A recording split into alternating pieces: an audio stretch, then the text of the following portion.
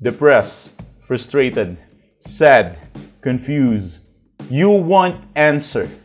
Let's talk. Give me a message sa page ko sa Philippine Dating Coach and you can have one-on-one coaching with Coach Baze, your dating coach and psychologist. Just please subscribe to my channel and hit the bell button. Alright, so there you go. We are going to have a topic para sa mga babae and for the women community. I would love to encourage you just to like this video. So, hindi para sa mga real men to, okay? But next day, magpo-post ako ng real men content. So, panlalaki naman yun. So, parang bonus videos lang natin to para tanggal umay tayo sa mga XX topic na yan. Okay? So, but that's my niche, okay? Bonus videos ko lang to. Hindi naman ganun karaming video, mga views dito eh. Pero bonus video ko to para sa mga babae. At next day naman para sa mga lalaki. Pero, kung talagang sinusuportahan mo ko, you know, like is very, very, very big thing sa akin. So, if you are going to like the video, then I'm gonna enjoy that. Anyways, diretso na tayo sa usapan. 4 tips para ma-addict ang isang lalaki sa'yo ng mabilis. Bilang lalaki, at bilang relationship coach, or breakup coach, or dating coach, or anything that you want to call me, pero sa industry ng relationship, I have this massive understanding kung paano ba nagwo-work ang attraction sa isang lalaki. But what is the good news? The good news is I studied it in psychology and at the same time, marami ako naging clients. And they know how to open up kung saan sila napiplease sa babae. But first of all, maraming siyang factors pa iba-iba.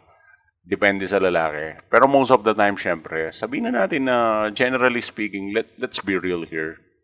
May impact talaga pag maganda. Alam nyo naman yan eh, di ba? Alam nyo na may impact pag maganda.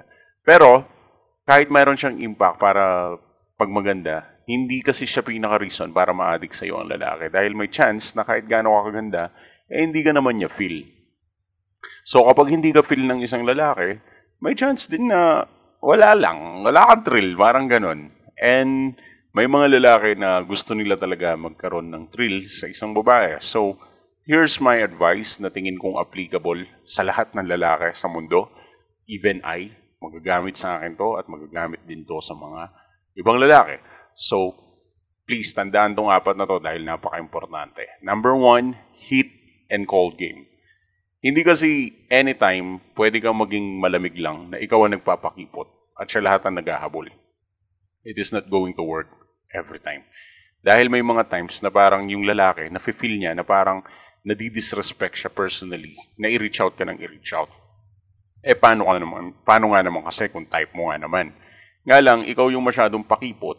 Ngayon, masyado mong nilalabas or masyado mong nilalabas yung blue pill side niya or yung nice guy side niya or yung paghahabol side niya na nagiging beta male na siya because of what you're doing. Pero from time to time kasi yung lalaki lumalabas yung masculine side niya na sandali lang, ako yung lalaki, bakit masyado akong hahabol, di ba?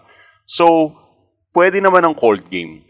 Pero may mga times din na kailangan meron kang init or initiative na ikaw din ang mag-reach out, ikaw din ang magmahal, ikaw din yung magpakita ng soft side mo. At ikaw din yung magpakita ng appreciation or parang paghahabol. You need to make it balance and you need to mix it. Dahil kapag nag-heat and cold game ka, dun mo siya malilito. Pero the more na nalilito siya, the more na nagkakaroon ng thrill. Always remember that. Number 2 is being submissive and being offensive. Pagsabayin mo itong dalawang to. Submissive sa ang part. Kailangan mo maging submissive sa mga part na talagang alam mong praktikalan naman. Like for example, ayaw niyang makikipag-inuman ka kung kani-kanino. I don't think na may masama dun eh. Kasi ang isang lalaki, he is always looking for a woman who can represent him.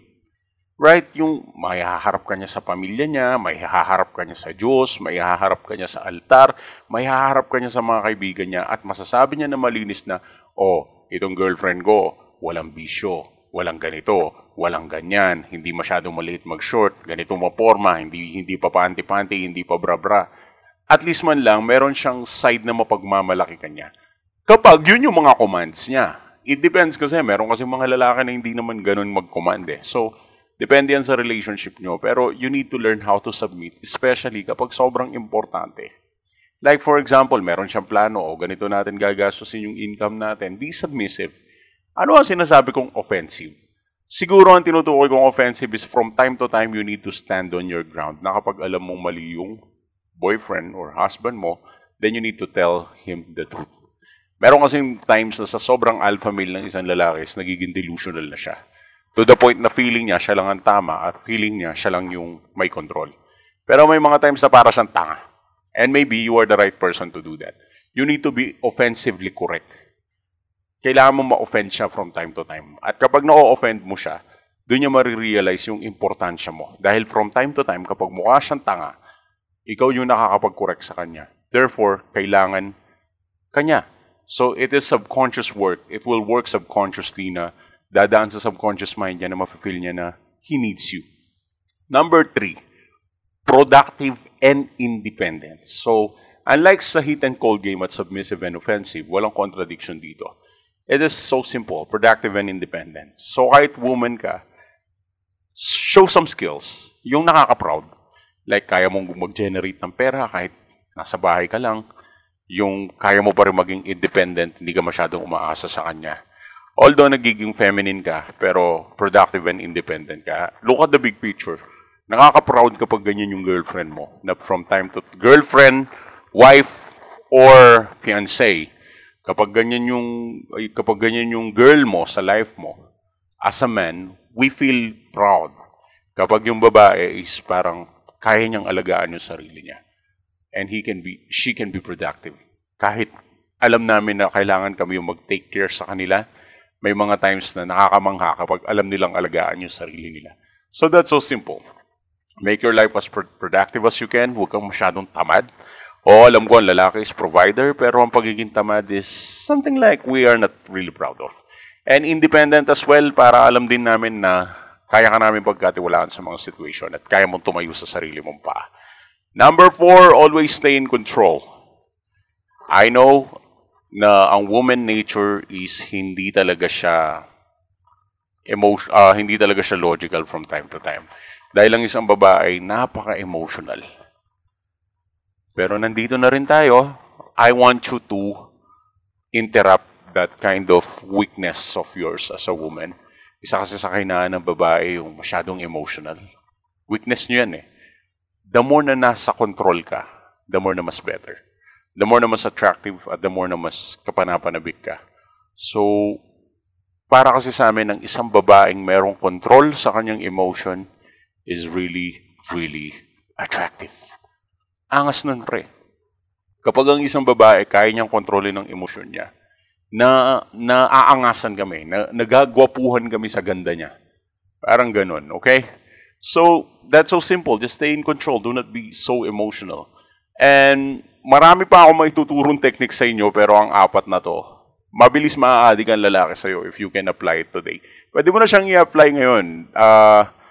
Just be feminine, okay? Always be feminine. Kahit i-apply mo yung side na medyo matapang ka, I always want you to stay feminine and submissive to your boyfriend.